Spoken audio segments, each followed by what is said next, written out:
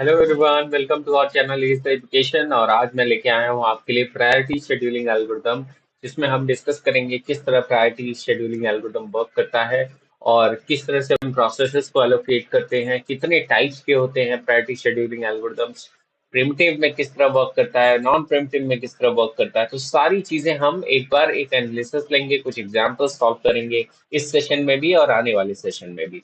तो चलिए स्टार्ट करते हैं। सबसे पहला प्रायोरिटी शेड्यूलिंग एल्गोरिदम। तो प्रायोरिटी शेड्यूलिंग एल्गोरिदम का मतलब क्या हुआ? प्रायोरिटी। तो जिस प्रोसेस की प्रायोरिटी सबसे हाईएस्ट होगी उसको हम सबसे पहले शेड्यूल करेंगे। ये इसका कोर एंड फंक्शनैलिटी है, ठीक है। लेकिन इसमें डिफरेंस कब आता है? जब हमारे पास आता है प्रिमिटिव शेड्यूलिंग और नॉन प्रिमिटिव शेड्यूलिंग, ठीक है। So a priority is associated with each process. सारे प्रोसेस के साथ अपना एक प्रायोरिटी वैल्यू एसोसिएटेड होती है और सीपीयू उसी को एलोकेट किया जाता है जिसका हाईएस्ट प्रायोरिटी होता है, ठीक है। तो ये क्वेश्चन के अकॉर्डिंग हो सकता है कि कई बार क्या कहेगा कि लो वैल्यू है और वैल्यू क्या होगा, लो दिया होगा और उसको कहेगा लो वैल्यू की हाई प्रायोरिटी होगी। तो हो सकता है क्वेश्चन इस तरीके से दिया हो, या क्या दिया हो, हाई वैल्यू की ही क्या होगी, प्रायोरिटी होगी। तो ये भी क्वेश्चन दिया जा सकता है क्वेश्चन में, ठीक है। तो ये दो केसेस यहाँ पे निकल के आते हैं बाहर, तो इसको भी हम डिस्कस करेंगे बाद में। नेक्स्ट बात करते हैं, व्हेन अ प्रोसेस अराइव। जब भी प्रोसेस अराइव होता है हमारे रेडी क्यू में, तो उसका प्रायोरिटी सारे प्रोसेसेस से कंपेयर किया जाता है जो करंटली रनिंग प्रोसेस है, ठीक है। तो हम कह सकते हैं कि सबसे कंपेयर करने के बाद जिसकी प्रायोरिटी सबसे हाई होगी उसी को एग्जीक्यूट किया जाता है, ठीक है। सो अ प्रिमिटिव प्रायोरिटी शेड्यूलिंग, ठीक है। तो हम यहाँ पे देख सकते हैं दो कैटेगरी है। सबसे पहला क्या है? प्रिमिटिव प्रायोरिटी शेड्यूलिंग, और दूसरा क्या है? नॉन प्रिमिटिव प्रायोरिटी शेड्यूलिंग, ठीक है। सो हम पहला केस जो डिस्कस करने वाले हैं वो है non primitive priority scheduling algorithm, ठीक है। उसके बाद हम नेक्स्ट केस में नेक्स्ट एग्जांपल लेंगे प्रिमिटिव किस तरह वर्क करता है। तो चलिए देखते हैं example non preemptive scheduling algorithm का। तो यहाँ पे हमने केस क्या लिया हुआ है? यहाँ पे हमारा केस क्या है?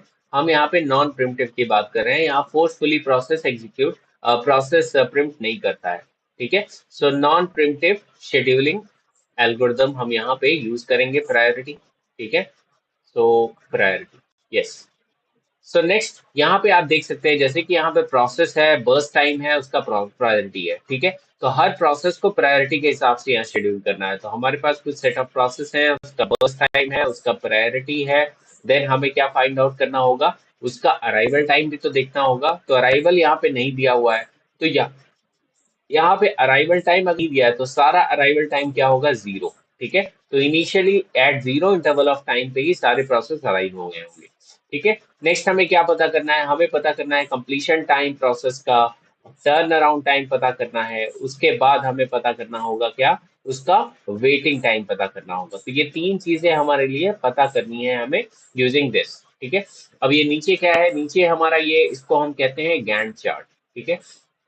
सो गैंट चार्ट का क्या रिप्रेजेंटेशन होता है? तो ये पिक्टोरियल रिप्रेजेंटेशन होता है प्रोसेस किस तरह से शेड्यूल हुए वो दिखाने के लिए, ठीक है।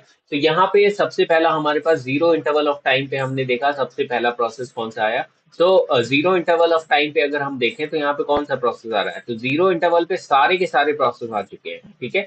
तो हम कह सकते हैं ये सारे के सारे प्रोसेस जीरो टाइम इंटरवल पे ऑलरेडी आ चुके हैं क्यू में, ठीक। अब जब ऑलरेडी आ चुके हैं क्यू में, तो उसके बाद हम क्या चेक करेंगे? इनकी प्रायोरिटी चेक करेंगे, कौन सा प्रायोरिटी सबसे है, सबसे हाईएस्ट प्रायोरिटी है। तो इस क्वेश्चन के अकॉर्डिंग हमने यहाँ अज्यूम किया हुआ है कि low numbers represents the high priority, ठीक है।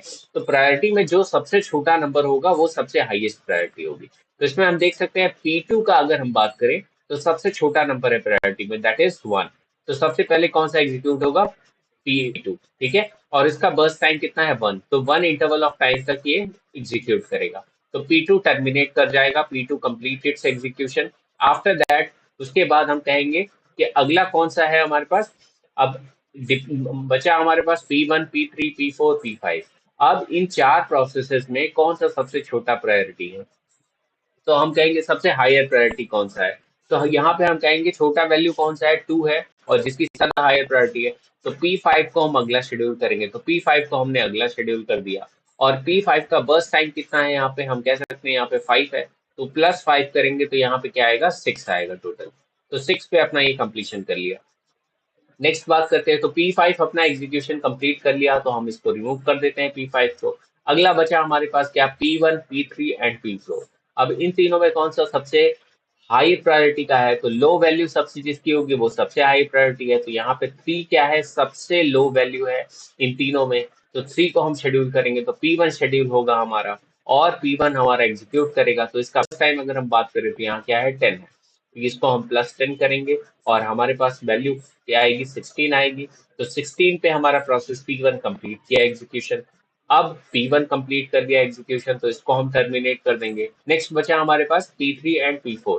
अब P3 एंड P4 में हम देखेंगे किसकी प्रायोरिटी लो है, तो किसकी प्रायोरिटी हाई है। तो जिसकी लो वैल्यू है, सबसे ज्यादा प्रायोरिटी हाई उसी की है, तो हम P3 को शेड्यूल करेंगे। तो अगला कौन सा शेड्यूल हुआ हमें, P3। ठीक है, अब P3 को एग्जीक्यूट करेंगे। P3 का बर्स्ट टाइम क्या है, तो हम कह सकते हैं कि 2 है। तो +2 करेंगे तो हमारे पास क्या आएगा, 18 आएगा। तो 18 पे अपना P3 एग्जीक्यूशन कंप्लीट किया। और लास्ट अब क्या बचा, P3 एग्जीक्यूट होने के बाद हमारा सिर्फ और सिर्फ P4 बचा। तो P4 को शेड्यूल करेंगे और 18 + 1 करेंगे तो क्या आएगा, 19, क्योंकि इसका बर्स्ट टाइम क्या है, 1। तो 19 पे कंप्लीट हो गए। तो ये 19 एक ऐसा पॉइंट है जहां पे सारे प्रोसेसेस अपने एग्जीक्यूशन कंप्लीट कर लिए। Let's find out the completion time. अब यहाँ पे अगर हमें कंप्लीशन टाइम देखना है सबका, तो कंप्लीशन टाइम चलिए हम सबका देखते हैं क्या क्या होगा कंप्लीशन टाइम सबका। तो यहाँ पे अगर हम बात करें सारे प्रोसेसेस का कंप्लीट टाइम, तो प्रोसेस P1 का कंप्लीशन टाइम क्या होगा, तो प्रोसेस P1 हमारा कब कंप्लीट हुआ है, 16 इंटरवल टाइम, 16 लिख लेंगे। प्रोसेस P2 कहाँ कंप्लीट हुआ है, तो 1 पे कंप्लीट हुआ है, तो हम यहाँ क्या लिख लेंगे, 1। नेक्स्ट प्रोसेस P3 कहाँ कंप्लीट हुआ है, 18 पे, तो हम 18 लिख लेंगे। नेक्स्ट प्रोसेस P4 कहाँ कंप्लीट हुआ है, तो 19 पे, तो 19 लिख लेंगे। नेक्स्ट प्रोसेस P5 कहाँ कंप्लीट हुआ है, 6 पे, तो हम यहाँ क्या लिख लेंगे, 6। नेक्स्ट बात आती है टर्न अराउंड टाइम फाइंड करने की। तो टैट का फॉर्मूला होता है turn around time is equals to completion time minus arrival time. ठीक है, तो इसको फाइंड आउट करने के लिए हम क्या करेंगे, नेक्स्ट कंप्लीशन टाइम क्या है यहाँ 16, और अराइवल टाइम क्या है इसका 0। सबका 0 अराइवल टाइम है। जब सबका अराइवल टाइम 0 है तो हमारी वैल्यू क्या आएगी, सेम आएगी।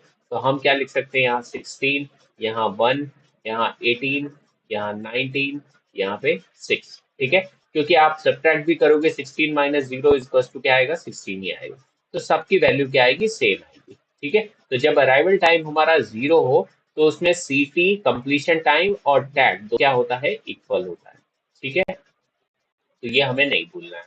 नेक्स्ट बात करते हैं वेटिंग टाइम की। तो वेटिंग टाइम कैसे कैलकुलेट होता है, तो वेटिंग टाइम कैलकुलेट होता है टर्न अराउंड टाइम माइनस उसका बर्स्ट टाइम उस प्रोसेस का।